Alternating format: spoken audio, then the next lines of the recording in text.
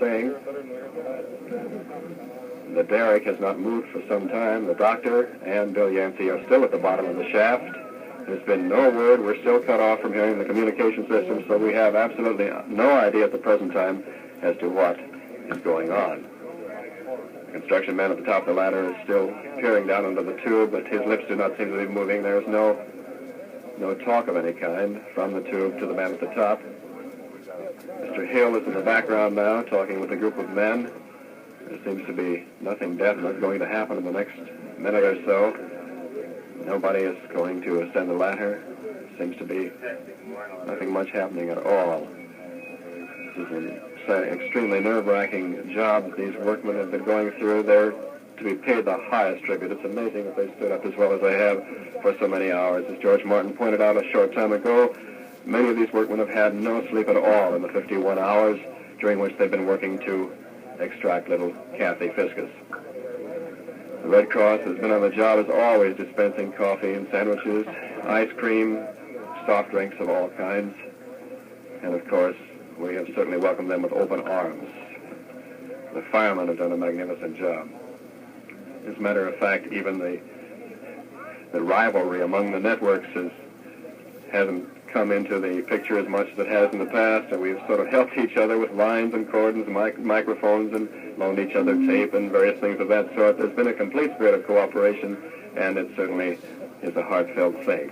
George Martin is back. George, have you uncovered anything at all in your little trip? No, I haven't, Bob. We're still waiting. There's been no official information.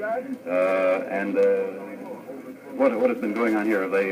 Nothing at all. It's still quiescent as it is now. That's right. Not a thing has happened at all since you came. Ladies and gentlemen. Here comes something. Ladies and gentlemen, your attention, please.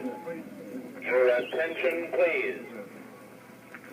I wish to introduce to you at this time Dr. Paul Hansen, family physician and close personal friend of the Fiscus family. You will now hear from Dr. Hansen. Can you hear this, ladies and gentlemen? I hope you can pick this up. Dead, and has apparently been dead since she was last heard speaking on Friday.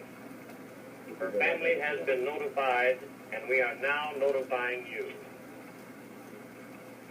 Dr. McCulloch has pronounced Kathy dead and is assisting in the removal of the body. For the sake of the family who have held up so gallantly through this ordeal,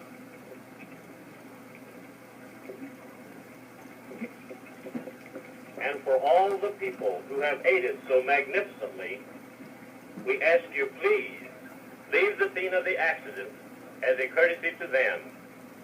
If this had been your child, we are sure you would not want a crowd remaining at the scene of the tragedy.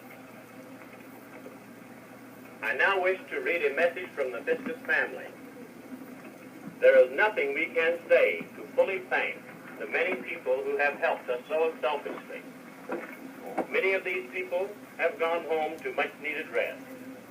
Our heartfelt gratitude goes out to them for the many sacrifices beyond belief. Thank you very much. This has been an official announcement by Dr. Paul Hansen, family physician for the Fiscus family. Ladies and gentlemen, there you have the end of the story. You have the word. After these long, long hours of work and toil, this tremendous rescue operation, little Kathy Fiscus is dead. She has been dead since shortly after she fell 97 feet down in this abandoned well. That could only be ascertained after the point at which she was reached, after Dr. McCulloch had gone down there, and that is the end of the story. Nonetheless, the rescue stands as a tribute to the hearts of men, to the efforts which have been made here by men of goodwill, unstintingly, and in an entirely praiseworthy manner, and in a spirit of hope and sacrifice. Mutual has brought you the story directly from the scene in San Marino, California. Your reporters have been Bob Moon and George Martin, Jr. This is the Mutual Broadcasting System.